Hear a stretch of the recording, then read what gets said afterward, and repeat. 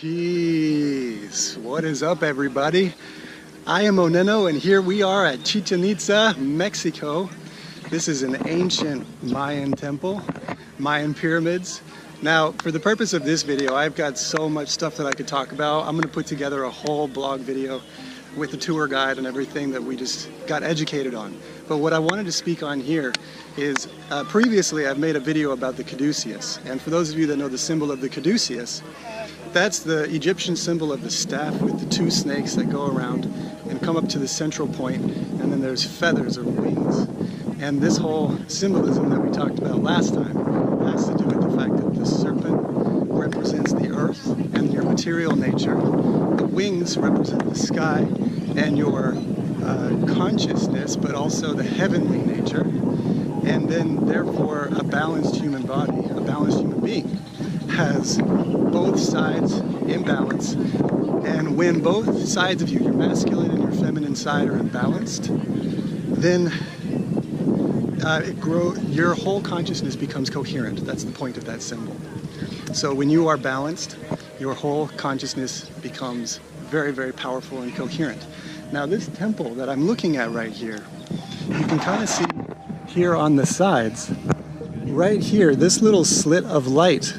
During the equinoxes, the shadow, you can kind of even see the shadow, it's being projected this way, and by these columns, the 9 columns out here, you get this like kind of ripple pattern going down in light, and then you see the snake head all the way down there. Now, I just learned an amazing thing today. So, there's the ancient Mayan symbol of Quetzalcoatl, and Quetzalcoatl is also the same name as Kukulkan. That's a new word for me. Hope I didn't mess it up. Kukulkan and Quetzalcoatl are two different cultures that have, I think they're Mayan and Toltec.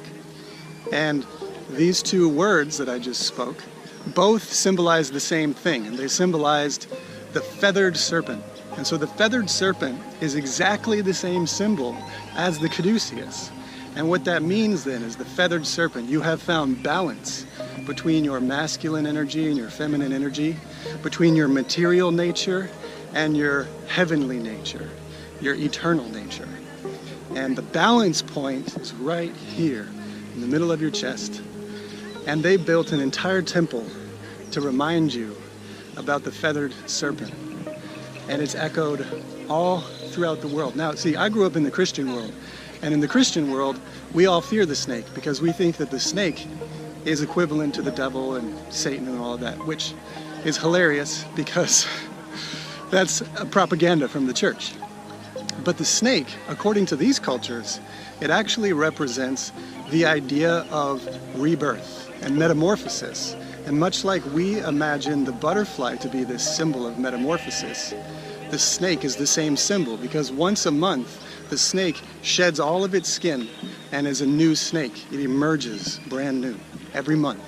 And that's how the snake is the symbol of rebirth and the symbol of reincarnation and eternity then. And then when you pair the symbol of the snake with the symbol of the feathers, and now you have the feathered snake, otherwise known as Quetzalcoatl or Kukulkan or the Cadueus, all of these symbols are saying the exact same thing, which is that you are made of both material nature and heavenly nature, earth nature and sky nature, masculine and feminine, yin and yang, all of it. It's all telling you that you are made of both of these things. And so if you can bring balance to your consciousness and find the center point, then you will experience coherency. And a byproduct of coherency is that you become incredibly clear-minded, but you become a powerful magnetic being.